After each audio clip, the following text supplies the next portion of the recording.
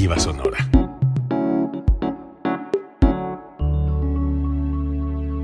Código Libre.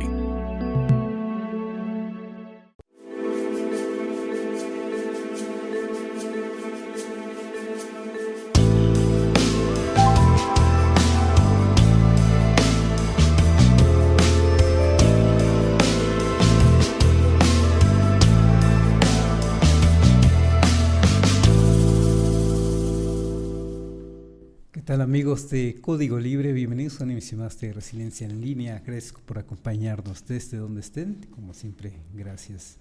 Y bueno, se junta el fin del drama judicial en México. Ayer finalmente la Suprema Corte, vamos a estar platicando de cómo desestimó, las controversias constitucionales a la misma Constitución, cosa que suena muy extraño. Y se junta con las elecciones, el fin de las elecciones en Estados Unidos, y ganador, ya sabemos, Donald Trump. Y bueno, lo que nos preocupa a los mexicanos es cómo va a ser la relación con México, precisamente, con Claudia Sheinbaum, sí, pero también con los mexicanos, especialmente con todos los mexicanos y mexicanas. Entonces, de esos dos grandes temas vamos a estar hablando, nuestras impresiones, como siempre. Esperemos que les sean de utilidad y al menos para la reflexión podemos no estar de acuerdo, se vale no estar de acuerdo, pero que la invitación sea para reflexionar sobre estos temas. Y bueno, vamos con el recuento, digamos, de este drama judicial que se vivió en México, que a fin de cuentas vivimos una democracia, es bueno que haya debate, fue un debate álgido, duro entre el Poder Judicial y los otros dos poderes, legislativo y ejecutivo, con la presidenta, pero especialmente con la presidenta y contra la presidenta. Decir que Morena, bueno, sí, tiene a sus representantes políticos, pero quien da la cara en todo esto, pues es la presidenta. Y de hecho, pues el ministro Juan Luis González Alcántara Carranca, quien fue quien estuvo al frente de ese proyecto para desechar, digamos, algunas partes de la Constitución, de la nueva Constitución, o de las reformas a la Constitución, más bien las nuevas reformas a la Constitución, pues él, a fin de cuentas, dijo, estamos tendiendo la mano para negociar, y Claudia Sheinbaum, como jefa del Ejecutivo, jefa, digamos, de los mexicanos, dijo que no íbamos a negociar nada. Vamos, es ella quien da la cara en todo esto, y es ella entonces quien sale bien librada de todo esto, y es ella quien sale como una buena ganadora, y es ella quien sale como una buena, en todo caso, negociadora, si es que se puede decir que se negoció algo, porque fue inflexible en este sentido. Escuchemos, recordaremos más bien cómo es que a Margaret Thatcher se llamó la Dama de Hierro. No es que necesariamente estemos comparando una figura con la otra, porque son simplemente ideologías muy diferentes, y además tantos años después, 40 años después, pero si algo mostró Claudia Sheinbaum en esto es precisamente dureza o firmeza, mucha firmeza en la decisión de no íbamos a negociar nada, así decía ella, ¿no? Porque no hay nada que negociar, decía. Y bueno, en esta recuento entonces que que queremos hacer con ustedes es precisamente esa dureza tiene que ver con todo el proceso, cómo se venía el proceso, y es un proceso en el que Claudia Sheinbaum tuvo el respaldo para empezar de los mexicanos desde las elecciones del 2 de junio que le dieron la confianza para tener una mayoría calificada en el Congreso en general. Eso en primer lugar. Después una serie de cosas que vinieron dejando en este caso al Poder Judicial como muy débil, cada vez más débil conforme pasaban los días, muy débil. En su momento muy álgido, sí, se mostraron músculo, pero a fin de cuentas conforme fue pasando el tiempo se fueron mostrando debilidad. Uno a uno se fue debilitando sus pilares, digamos, de ese Poder Judicial, de como lo conocemos, o al menos ese Poder Judicial que va a cambiar en adelante, y ese Poder Judicial que se opuso férreamente a los cambios en cuanto a su estructura organizacional, y no les quedó de otra más que finalmente ayer el Poder Judicial tirar la toalla. En ese recuento que podemos estar comentando es, para empezar, y como lo hacemos, de adelante para atrás. En estas últimas semanas estuvimos escuchando primero del discurso del desacato de la presidenta a una orden judicial, tratando de intimidar. Bueno, no lo lograron. No lo lograron porque, insisto, la legitimidad la tenía Claudia Sheinbaum en todos los sentidos, desde el popular hasta el legislativo, y ella misma como poder ejecutivo. Después pasaron, y en esto ¿quién pasó? Pues la oposición, y una oposición reforzada o apuntalada por los medios de comunicación, que ya conocemos quienes apoyan a esta oposición también en su lucha, también legítimamente, digamos, porque en la Cuarta T también tiene su fuerza de comunicación, digamos.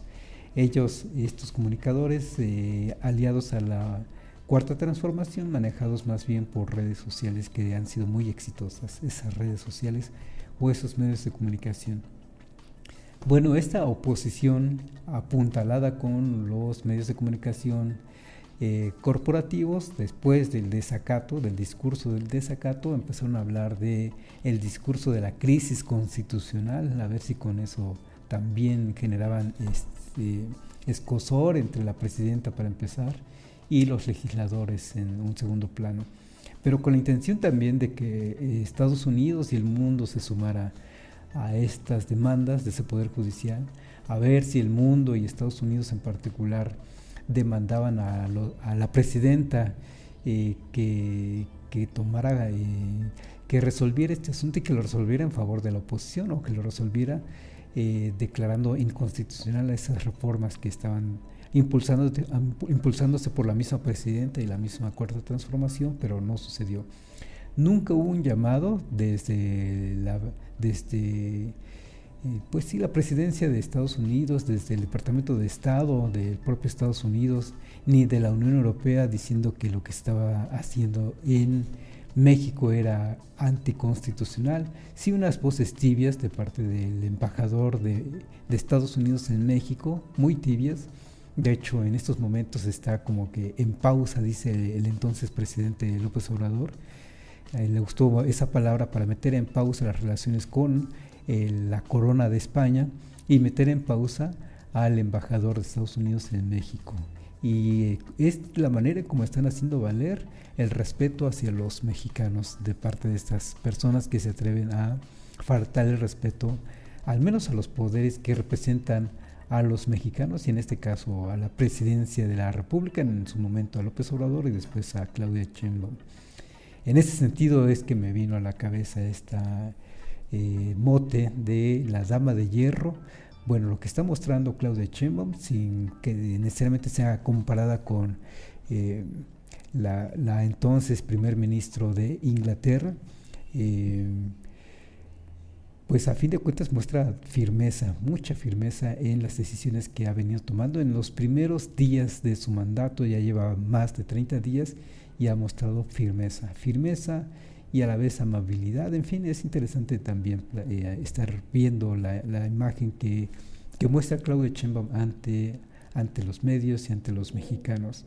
Pero bueno, haciendo una pausa en ese sentido, suena a que es una persona, me parece que está mostrando firmeza, pero lo mismo gentileza, lo mismo sonríe a los medios de comunicación, a los mexicanos, porque en general ha sido días, en general diría yo, tranquilos, a pesar de esta ebullición entre el poder judicial y los otros dos. A fin de cuentas han sido días tranquilos, pero además beneficiada a Claudia Sheinbaum porque, insisto, termina este conflicto en México y termina justo cuando termina el proceso electoral en Estados Unidos.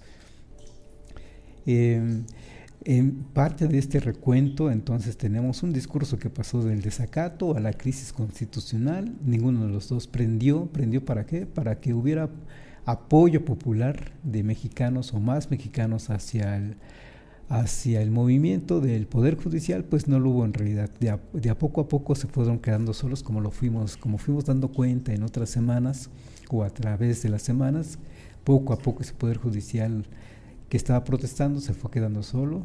No hubo ni siquiera apoyo, respaldo firme, fuerte de ese movimiento Marea Rosa, como lo hubo en su momento de esa misma Marea Rosa, movilizándose en las calles porque tal parece que no tienen todavía esa cultura, digamos, de manifestaciones o de movilización realmente como movimiento social fuerte, firme, de largo aliento, de largo plazo, digamos.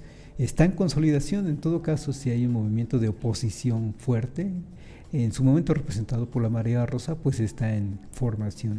Ha tenido buenos momentos, pero no ha sido un movimiento que perdure en el tiempo, como sí lo ha sido lo que representa la Cuarta Transformación, que podemos estar hablando de un movimiento que se ha dicho, y estoy de acuerdo en que quizá el momento fundacional de esa Cuarta Transformación fue en 2006, cuando quisieron quitar de la candidatura a presidencia de la República a López Obrador, cuando se le desaforó para que no participara, porque efectivamente se le desaforó y estuvo a punto de ir a la cárcel en ese momento, precisamente por el desafuero.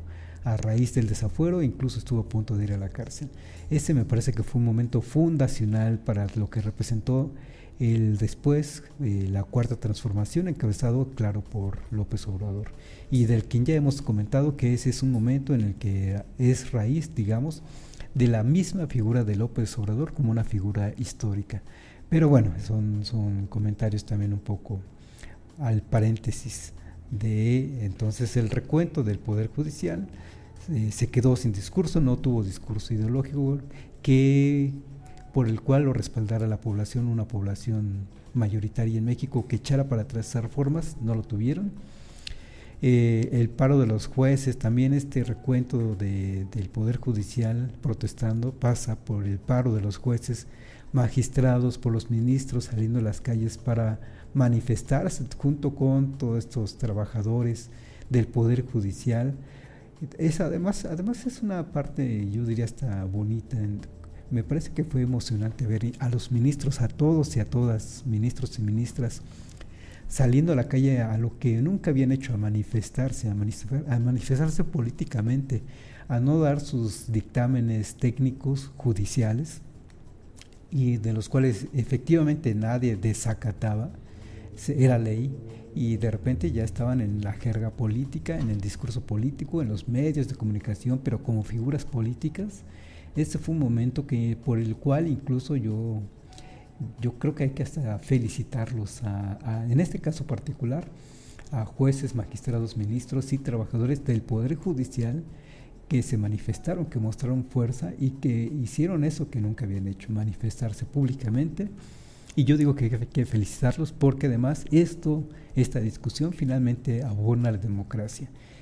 Con toda esta discusión, con toda esta opiniones, en este caso ya fuera de un foro en donde se toma nota de puntos a favor, puntos en contra, sino ya en la efervescencia de la plaza pública, a fin de cuentas demuestran a México como un país en donde se debate, se discute, y dentro del Estado de Derecho precisamente lo que prevaleció a raíz o con la votación que se dio ayer en la Suprema Corte de Justicia es que existe el Estado de Derecho, que la Suprema Corte de Justicia se reunió legítimamente para discutir un punto, en este caso un proyecto por este señor Juan Luis González Alcántara Carranca, y finalmente ellos mismos votaron ya en esa última instancia de la nación en que las reformas al Poder Judicial pues eran constitucionales, y con eso se acaba el pleito, pero se demuestra que en este México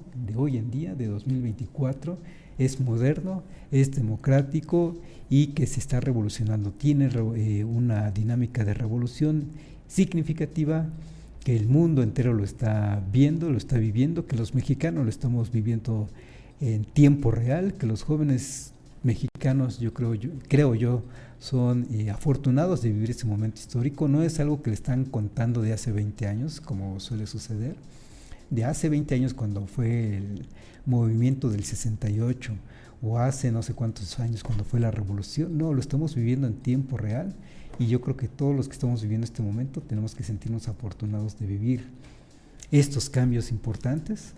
Y además lo estamos viviendo en paz, sin tomar las armas de por medio, como fue en el movimiento de independencia o en el movimiento de la revolución, o incluso en la guerra de los cristeros de 1926 a 1929, cada uno de ellos movimientos armados.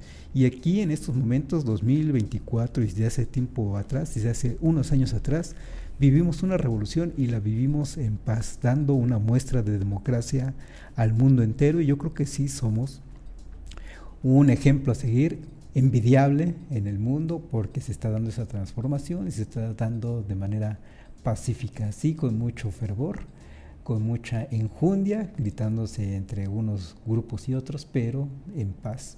Sí, a veces ha habido empujones, pero no ha pasado a mayores, por fortuna. No ha habido alguien hablando de la sociedad civil, sacando una pistola y disparando contra el otro. En eso somos afortunados, muy afortunados. A diferencia de lo que está pasando con Estados Unidos, donde hubo, en pleno proceso electoral, 2 atentados en contra de uno de los candidatos, que hoy sale victorioso, de ayer a hoy sale victorioso, y de eso platicaremos en un momento más. Eso es parte del recuento que podemos estar compartiendo con ustedes, este Poder Judicial que se manifestó y que incluso hay que felicitarlo por haberse manifestado públicamente y de manera política. Ya salieron de su escena técnica y se metieron al ámbito político. Lo hicieron bien, están aprendiendo también, hay que decirlo, están aprendiendo, no estaban acostumbrados a ser actores políticos. Y además, en adelante van a tener que estar también aprendiendo esa jerga política, porque para ser jueces, ministros y magistrados federales, pues van a tener que estarse promoviendo políticamente para que sean electos. Desde que los elijan para posible terna los 3 poderes, para que los propongan ellos mismos, hasta cuando salgan en una boleta y pidan el voto de los ciudadanos, las ciudadanas, los mexicanos y mexicanas, para que voten por ellos. Es un proceso nuevo, sí, de aprendizaje para todos, no solo para este Poder Judicial, para todos, pero vamos a ir aprendiendo como hemos ido aprendiendo de a poco. Es un proceso gradual, un proceso que creo que inicia en esto de estar consultando a la gente, en este caso votando por ministros, jueces, magistrados. Inicia este proceso de consulta cuando por ejemplo, se le preguntó a la gente por medio de una boleta si estaba de acuerdo en que si siguiera adelante o no la construcción del nuevo aeropuerto de la Ciudad de México, con burlas y todo, pero funciona presente para ir educando a las personas a que se involucren en la vida política y se involucren en las votaciones, y que a fin de cuentas esas votaciones son la expresión democrática que tenemos como una de las principales herramientas.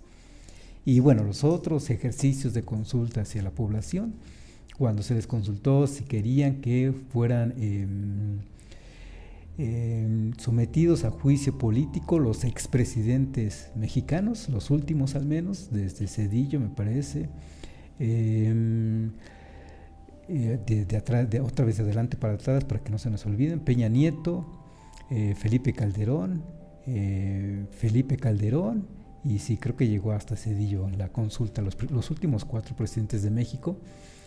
Y aunque sí se votó porque sí se les estuviera sometiendo a juicio, pues no alcanzó el mínimo de votación para que efectivamente se tomara ese juicio político hacia ellos.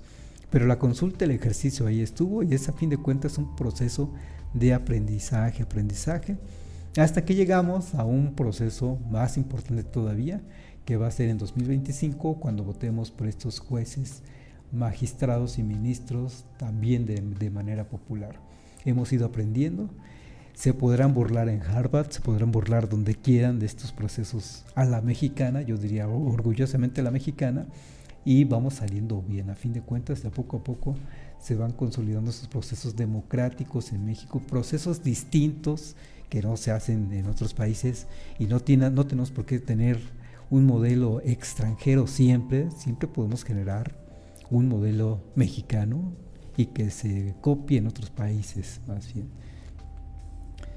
Ya lo veremos, desde luego ya lo veremos, vamos a ver cómo salen las cosas. Yo espero que salgan muy bien las cosas, como han venido dándose en todas estas transformaciones que estamos viviendo.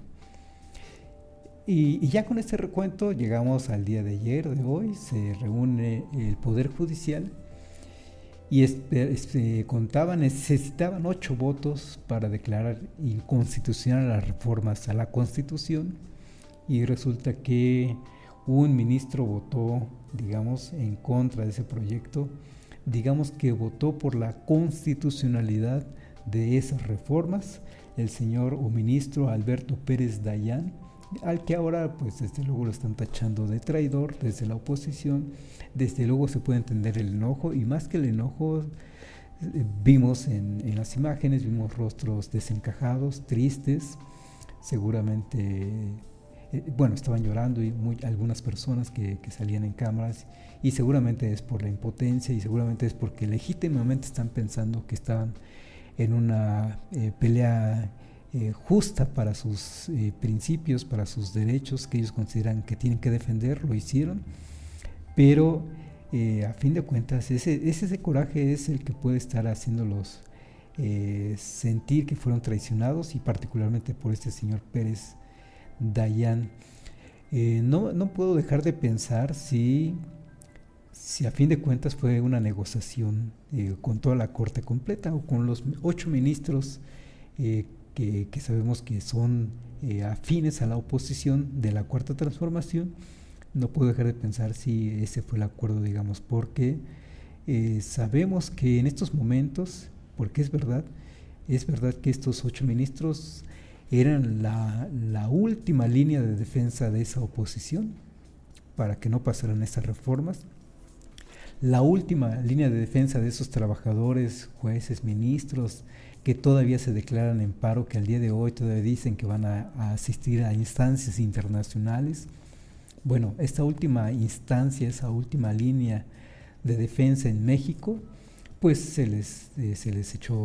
se acabó, digamos, el día de ayer, pero a veces los mensajes importan. Lo importante para estos precisamente trabajadores del Poder Judicial que están todavía en lucha, les era importante que no se sintieran completamente avasallados, y quizá el acuerdo fue, bueno, vamos a votar 7 a favor, pero tú, Alberto Pérez Dayán, vas a votar en contra, y te vas a tener que echar el paquete, el que te llamen incluso traidor, digamos. Son cosas que se miden muchas de las veces, ¿no? Más o menos como pasó con el diputado de oposición del PAN, Márquez Yunes, que votó a favor también en su momento de esta misma reforma para que pasara cuando faltaban 43, eran necesarios 43 votos para que no pasaran, y él traicionó, digamos, a esa oposición. Y bueno, también no dejo de pensar que hay un acuerdo ahí en donde alguien se tiene que sacrificar, alguien se va a sacrificar en su imagen, va a quedar como el traidor, pero a fin de cuentas es como que una salida negociada para que no todo el Poder Judicial, en este caso, no todo el poder, o no toda la Suprema Corte de Justicia hubiera quedado como traidores, sino se sacrifica una persona. Pero que desde antes ya se venía viendo cómo es que ellos mismos iban deponiendo, digamos, sus armas, porque ya habían aceptado su retiro, ya habían presentado su renuncia para que sea efectiva en agosto de 2025, y para que reciban sus pensiones, además bastante buenas, porque tal parece se habla de 300,000 pesos al mes, si es que presentaban sus renuncias, y las renuncias tenían que presentarlas la semana pasada para que le fueran efectivas, para que les hicieran válido ese haber de retiro de por 300,000 pesos al mes. Y entonces a poco fueron presentando, a fin de cuentas, deponiendo sus armas, y lo que se veía es que el día de ayer, pues alguien, o a fin de cuentas no iban a entorpecer el que continuara este proceso de reforma judicial, y en este caso se ve que, o quien se mostró finalmente como traidor, digamos, a la oposición, pues fue este señor Alberto Pérez Dayán, que se va a retirar con una buena pensión, y además son pensiones vitalicias. ¿Cómo no le van a decir que no? No sé en qué sentido salen perdiendo, sí, perdiendo en la moral, pero a fin de cuentas van a salir bien retirados a fin de cuentas, y no es que muera el Poder Judicial, se va a reformar, va a ser diferente a como lo conocemos, pero el Poder Judicial sigue, al día de hoy sigue funcionando. Ayer funcionó, fue una muestra de cómo funcionó, al día de hoy continuó funcionando y continuará funcionando, simplemente se transformará. Ese de simplemente, bueno, es que se transformará, pero vemos que no es tan el simplemente. De manera significativa se transformará, pero continúa trabajando, y eso también lo observan otra vez, ¿quién? Estados Unidos, los inversionistas. Tan solo veamos el indicador del tipo de cambio, que por asuntos de la reforma del Poder Judicial, pues no hubo gran crisis en el tipo de cambio. Sí se desplazó el tipo de cambio, anduvo en los 20 pesos hasta, creo que llegó hasta 20 pesos con 60 centavos, y de ahí empezó a bajar un poco, a partir de que también ya se conocieron los resultados de las elecciones en Estados Unidos, y también eso es lo que provocaba el deslizamiento del tipo de cambio. Más que la reforma judicial, lo que provocó el deslizamiento fue la expectativa de quién va a ganar, si Trump o si Kamala Harris. Trump, que como ya hemos estado viendo, está amenazando a México con aranceles, como lo ha amenazado en otros momentos y como lo ha amenazado en otras cosas. Es un viejo conocido, de ahorita platicamos un poco más de él. Pero el tipo de cambio se mantuvo estable, yo diría que en general estable, y tan estable o tan se mantuvo estable que no tuvo que intervenir el Banco Central de México como lo ha hecho en otros momentos, cuando el peso, el dólar repunta y repunta y remonta y remonta y no hay manera de pararlo, más que con la intervención del Banco de México, el cual subasta miles de millones de dólares de las reservas internacionales de México para que se controle el precio del tipo de cambio. No lo vimos, no sucedió esta vez, y es porque las cosas están bien. A fin de cuentas están bien, y de eso también podemos estar contentos. Entonces sí queda como el traidor Alberto Pérez Dayán. Yo creo que a fin de cuentas, si es él o si fue toda la corte, a fin de cuentas también es que prevalezca el Estado de Derecho. Se dan cuenta los mismos ministros, los que tenían la última palabra, que tiene que prevalecer el Estado de Derecho, que no pueden salirse de las normas constitucionales. Y bueno, lo demás, lo que se pueda decir, pues ya es sabroso el chisme, siempre es sabroso el chisme, pero lo central me parece que es esto: prevalece el Estado de Derecho en México, prevalece el Poder Judicial que se reunió y que se respeta lo que a fin de cuentas se respeta y se toma bien, recibido por todos los mexicanos, como en qué sentido votaron el día de ayer, y a fin de cuentas es para el bien de la nación. Aún así, los juzgadores que se dicen todavía en paro, pues sí, precisamente siguen en paro aparentemente, y dicen que ahora van a acudir a instancias internacionales, pero como estamos viendo, de a poco se apaga el movimiento, este movimiento de oposición, de a poco va perdiendo fuerza, y de a poco van a regresar a sus actividades, o tienen la opción también de renunciar, de ya no regresar a sus oficinas. Yo creo que finalmente van a estar regresando a trabajar, molestos, sí, pero vamos, lamentablemente no por ellos se va a detener la transformación del país. Ya lo que estamos viendo, la transformación del país. Y yo digo que si algo hicieron bien, una cosa más que hicieron bien, esta llamada cuarta transformación, la presidenta y sus legisladores, es que se apuraron, trabajaron con el foco de tenemos que tener cerrado todo este proceso de reforma judicial antes de que termine el proceso electoral en Estados Unidos, y lo cumplieron en ese momento. Al día de ayer ambas cosas se culminan, y eso es a fin de cuentas una palomita más o una de las primeras palomitas para Claudia Sheinbaum. Terminó con este problema que implicaba la confrontación con el Poder Judicial, ya de manera institucional. Hablando institucionalmente, la Suprema Corte de Justicia aceptó las reformas. Institucionalmente, la Presidencia de la República también lo vea bien, aunque pues persisten los focos ya no tanto institucionales de trabajadores del Poder Judicial, todavía protestando y todavía diciendo que están en paro. Pero institucionalmente termina este problema.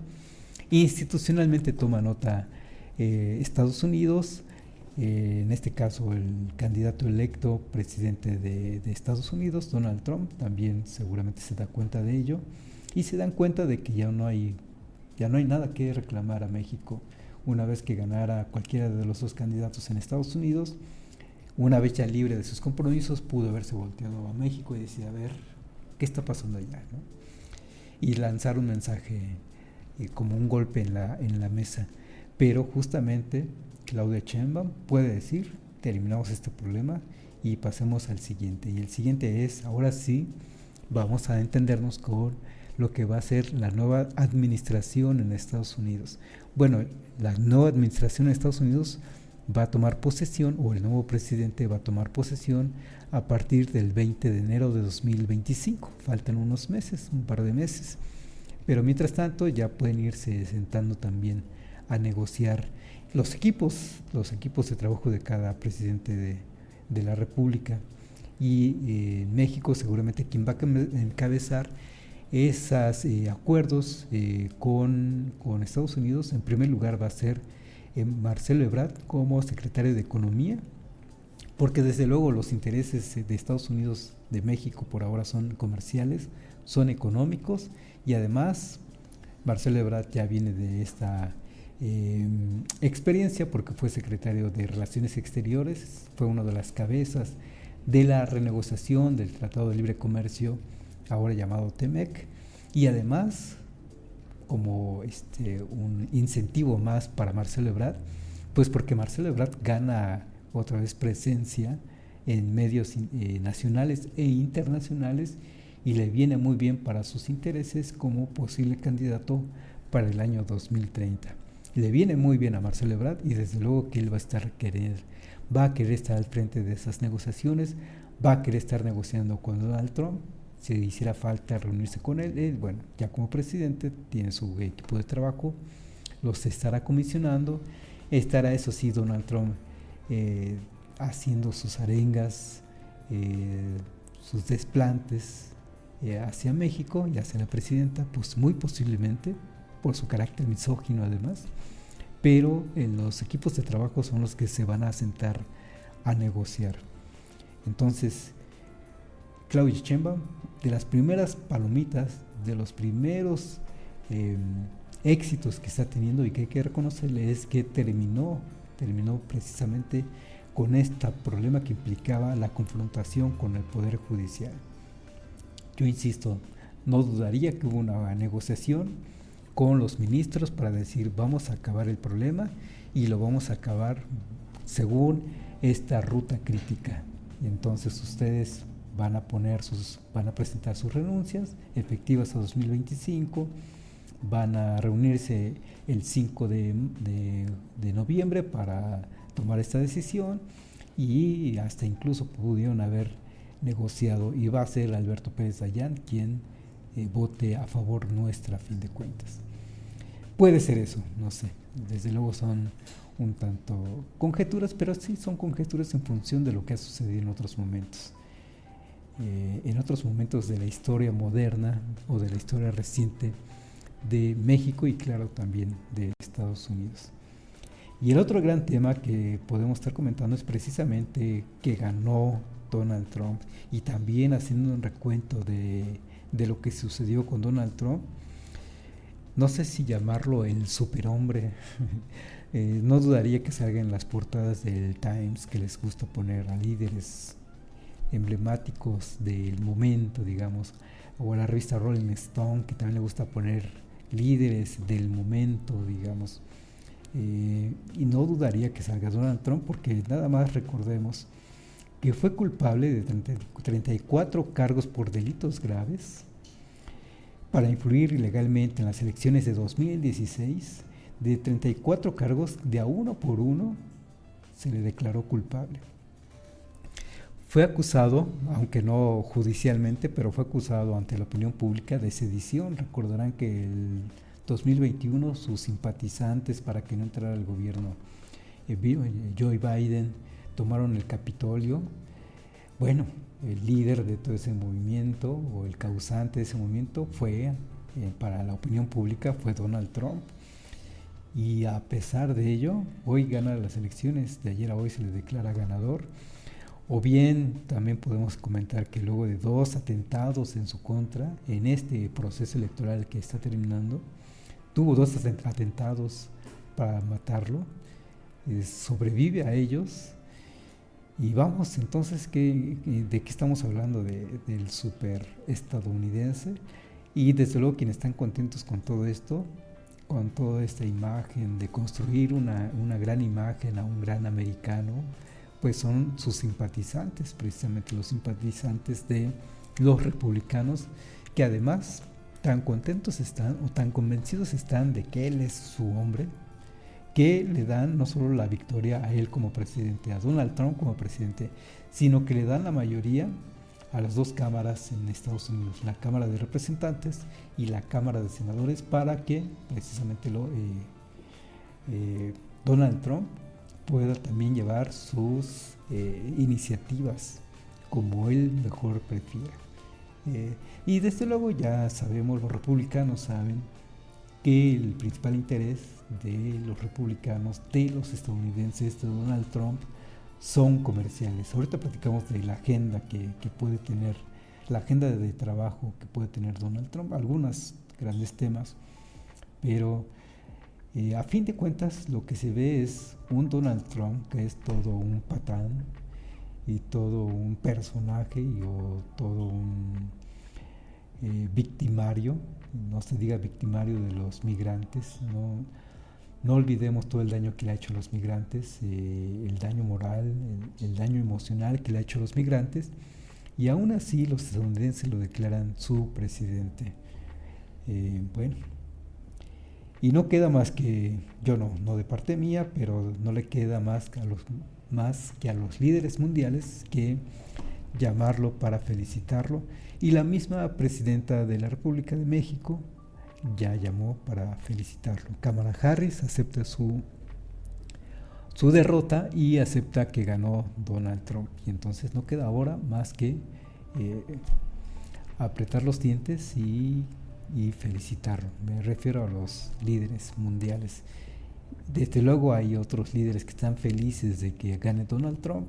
Uno, Vladimir Putin, porque Donald Trump, si algo, por lo menos, si no es pro ruso, al menos no se ha metido con Rusia, al menos así lo mostró durante su primer gobierno 2017-2021. Y otro personaje que va a estar contento es este personaje nefasto, Benjamin Netanyahu, primer ministro de Israel. Tenemos entonces también llamar la atención que tenemos como presidente una vez más de Estados Unidos a un misógino, también así señalado por la opinión pública. No olvidemos sus escándalos, y precisamente parte de esos 34 cargos por delitos graves tiene que ver con un maltrato que tuvo con una chica dedicada a la prostitución, o a la pornografía, más exactamente a la pornografía, y con el cual tuvo relaciones sexuales, y por la cual incluso quiso callarla con pagos significativos. Ese fue parte de las acusaciones, partes importantes de las acusaciones. Yo también recuerdo todos recordamos cómo es que en alguna caminata, en una visita que tuvo con la reina de Inglaterra, la reina Isabel, y tuvieron que salir caminando juntos por el pasillos de ahí del castillo de Inglaterra, y cómo es que Donald Trump la dejaba atrás y la pobre señora, ya muy mayor, apenas si podía llevar su propio paso, y Donald Trump se adelantaba, se detenía para esperarla, pero con una cara de ¿por qué no camina más rápido esta señora? Vamos, porque ese es su carácter de Donald Trump, es un carácter misógino a fin de cuentas. ¿Por qué nos llama la atención en estos momentos? Por la relación que pueda tener con Claudia Sheinbaum. Vamos a ver si no tiene desplantes con ella, esperemos que no, porque de alguna manera tendría que responder Claudia Sheinbaum. En eso, pues desde luego nos adelantemos, esperemos que no suceda, y al mismo tiempo, de ahí por eso lo primero que empezamos, que Claudia Sheinbaum ha mostrado firmeza, lo ha dicho, no se van a burlar de los mexicanos, lo ha hecho, tiene relaciones congeladas con la corona española, no invitó al rey de España para que viniera a su toma de posesión, tiene congeladas las relaciones con el embajador de Estados Unidos en México, y vamos, así va a ser consistente, digamos, con el respeto hacia los mexicanos, y desde luego va a ser consistente con el respeto que ella espera que se le tenga a la figura presidencial, y además, encima de todo, a una figura presidencial encabezada por una mujer. Faltaría más que le faltaran al respeto Donald Trump y cualquiera, porque ella está encabezando, además, desde su mensaje de la toma de posesión como presidenta, hizo un gran mensaje, un mensaje muy emotivo dirigido hacia las mujeres, y no estaría, creo yo, dispuesta a que nadie le venga a faltar el respeto a la figura presidencial mexicana y a la presidenta de México en el sentido amplio de la palabra, porque representa a todas las mujeres. En su mensaje muy emotivo dijo que llegaban a la presidencia de la República, llegaban todas, llegaban juntas, y habló de las amas de casa, habló de las mujeres indígenas, de las profesionales, habló de todo el mundo, de todas las mujeres representadas en ella, quienes llegaban a la presidencia. Entonces esperemos que se comporte Donald Trump.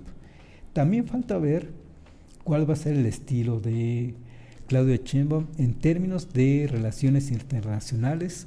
Recordemos que López Obrador salió muy contadas veces durante 6 años, no sé, una vez a Estados Unidos, donde además lo manejó bien, iba a ver a Donald Trump, y se tomó un momento para tomarse unas fotos y lanzar un mensaje en la figura de Abraham Lincoln, un mensaje dirigido a los mexicanos, claro, hablando de López Obrador, pero salió muy poco de México, 1, 2, quizá 3 veces, si no más, si no mal recuerdo. Y Claudia Sheinbaum por ahora lleva 30 y tantos días, hasta donde me doy cuenta no ha salido del país, y no sé si lo va a hacer. Y vamos, en este sentido no sé si necesariamente se tenga que encontrar cara a cara con personas como Donald Trump. Son estilos, no es que se esté escondiendo, no es que se vaya a esconder, son estilos de gobierno. López Obrador lo tuvo muy claro, no quiso salir, su prioridad siempre fue el interior del país, desde que era militante de su partido, desde que fue luchador social, siempre fue el interior del país. Durante sus campañas, desde 2006, sus campañas siempre fueron al interior del país, recorrer todos los municipios posibles. Vamos a ver cómo es Claudia Sheinbaum, si hace también esa prioridad dentro del país, afuera del país. Vamos a ver si en alguna de esas la invitan en un foro internacional, vamos a ver qué hace, si va o manda un representante. López Obrador preferentemente envió a Marcelo Ebrard, y de ahí que Marcelo Ebrard creció en cuanto a figura, en cuanto a imagen, y desde luego ahora estaría encantado de representar a nuestra presidenta. Ella y otras personas más estarían encantados. De paso también valga la pena decirlo, como lo comentamos, cómo es que en términos mediáticos cambió la presencia de la seguridad pública, y cómo es que su secretario de Seguridad Pública, Omar García Harfuch, se plantó entre Sinaloa y otros lugares en medio de territorio de delincuentes, y no solo eso, sino que ha hecho detenciones importantes, y no solo eso, sino que incluso ha habido fuego letal de parte del ejército mexicano hacia esos criminales. Pareciera que al menos en este primer mes pareciera que va a cambiar ese modelo de abrazos no balazos. Eso está por verse todavía, pero pareciera que Omar García Harfuch tiene permiso de su presidenta para usar la fuerza letal si lo ve necesario. y por ahora ya van 2 momentos en que así ha sido, en 2 momentos distintos del país, y vamos a ver qué sucede con eso. Pero esto lo estoy comentando, lo estamos trayendo a colación por precisamente la firmeza, la fuerza que está tratando de mostrar Claudia Sheinbaum. No va a ser una persona a quien puedan intimidar, o no tan fácilmente, más bien es una persona que puede ser intimidante. Quizá todavía no, pero puede llegar a serlo. Vamos a verlo, está tratando de mezclar esa firmeza con también un rostro amable, y también está siendo firme y le está funcionando y le viene bien, digamos, analizando, digamos, haciendo un análisis. No es que necesariamente estemos de acuerdo o no, pero cada vez que alguien la confronta, ella lo aprovecha para encontrar el enemigo al cual hay que vencer de parte de todos los mexicanos. Vamos, el llamado de los mexicanos para combatir a un enemigo en común, Claudia Sheinbaum los está encontrando, esos enemigos, en función de estos enemigos que se le ponen enfrente. Vamos, no los está buscando, no está generando enemigos en vano, sino más bien está respondiendo a esas personas que le están criticando, pero le funciona para ese discurso de ellos son nuestros enemigos. Hay que estar unidos para estar enfrentando a los enemigos. Uno de ellos ya fue Claudio X González, que ya la llamó inepta o no sé cómo la llamó.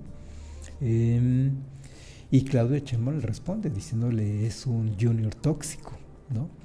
Y además de que suelta esta frase que es que la gente se puede reír fácilmente del personaje, de quien le está llamando junior tóxico, a fin de cuentas se encuentra ese discurso que a fin de cuentas se vuelve discurso ideológico con el cual puede estar uniendo a sus simpatizantes con enemigos en común. Y así cualquier actor que está tratando de provocarla, ella ha sabido aprovecharlo mediáticamente para que los mexicanos, los mexicanos que apoyan a Claudia, se sientan identificados con ella para estar enfrentando al enemigo en turno. En eso tampoco está dudando Claudia Sheinbaum, también está tomando, digamos, en este caso, el reto. ¿Quieren debatir? Vamos a debatirlo. Y no es que necesariamente lo lleven a un pleito judicial, por ejemplo, sino que lo está llevando al terreno público, como lo hizo López Obrador. López Obrador lo hizo muy bien, Claudia Sheinbaum aprendió esa parte, lo entiende y lo está aprovechando. La agenda que puede tener Donald Trump, me quiero detener particularmente con respecto de México, pero sabemos que su agenda inmediata tiene que ver con el Medio Oriente. Incluso el propio Israel ha dicho últimamente que ya casi termina su genocidio, a fin de cuentas, no lo dice así, claro, pero dice que ya casi termina su operativo en Franja de Gaza, al menos en Franja de Gaza. Pero bueno, ese es un pendiente que va a tener el nuevo presidente de Estados Unidos. Pero especialmente le preocupa, hablando de México, o en lo que respecta a México, si algo le preocupa a Donald Trump son las inversiones. Y especialmente le preocupa que China tome como entrada hacia Estados Unidos precisamente el territorio mexicano. Los va a querer detener. Ya dijo que si hay una empresa china produciendo desde México, pues le va a aplicar aranceles de hasta el 200%. La verdad es que en estos momentos ya le aplica el 100% de aranceles a los vehículos eléctricos chinos, porque resulta que los chinos están siendo muy competitivos. Y lo que está haciendo Donald Trump es cerrar su mercado. Un país que habla de libre mercado, que ha defendido y que ha presionado incluso a punta de pistola a los países periféricos como México para que abran sus fronteras. Ahora resulta que quiere cerrar sus fronteras a los productos chinos. Y en ese sentido me llama la atención algo que les comparto. Sabemos, porque lo vivimos todos los días, que hay gran inversión china en México.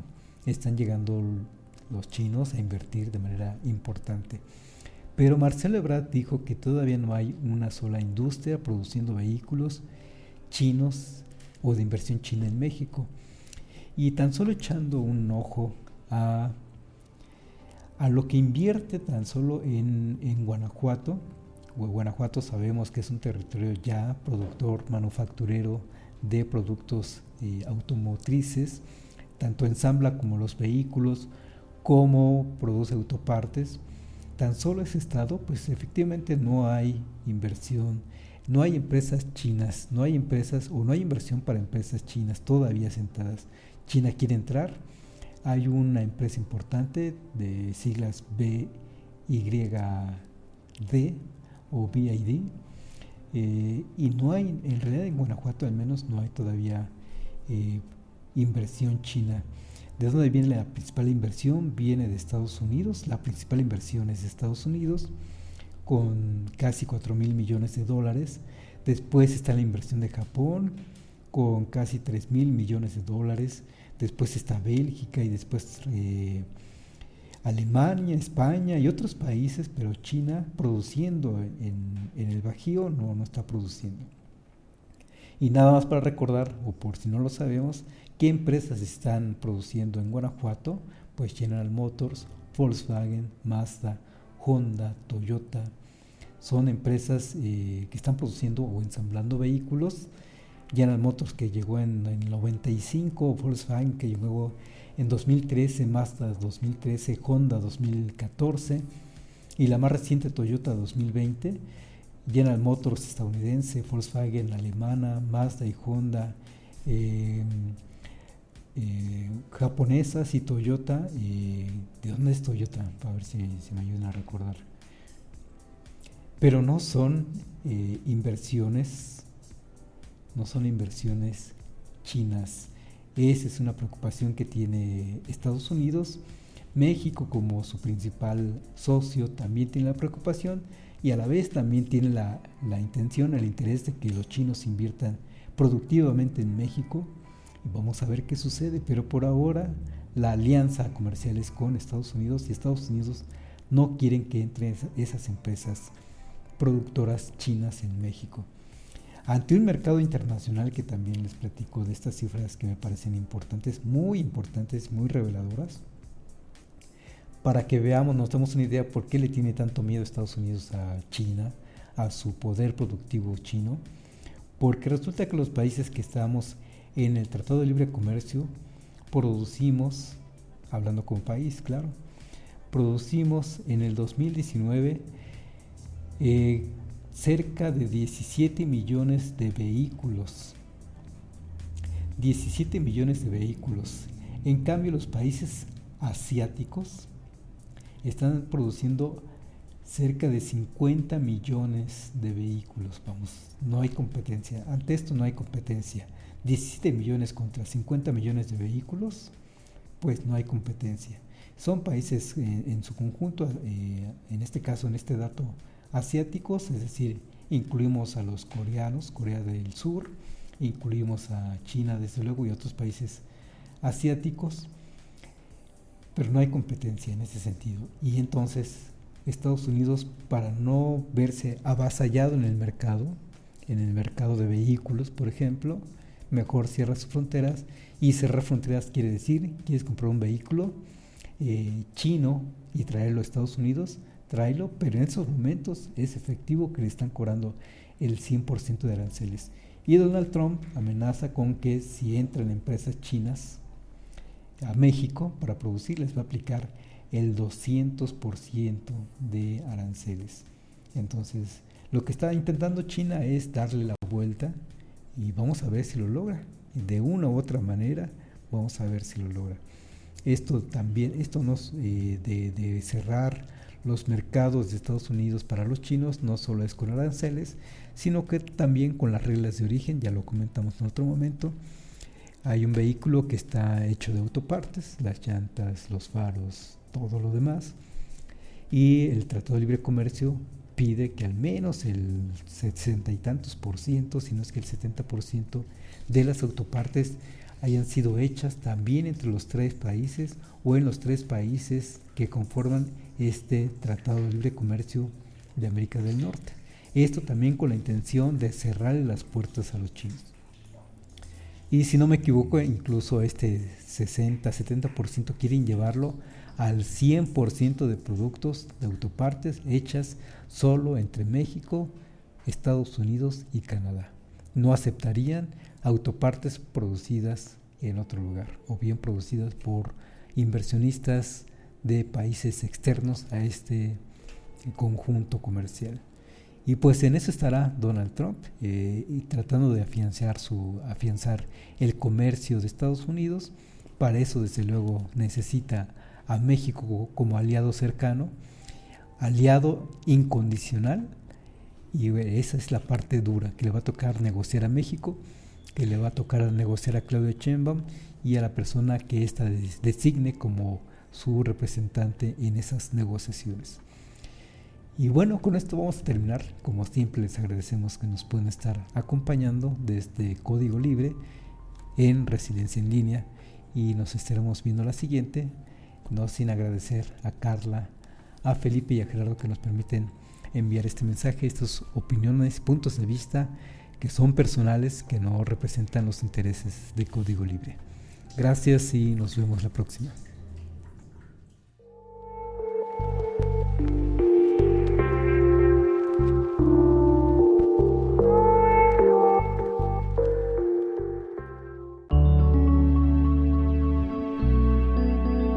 Código Libre.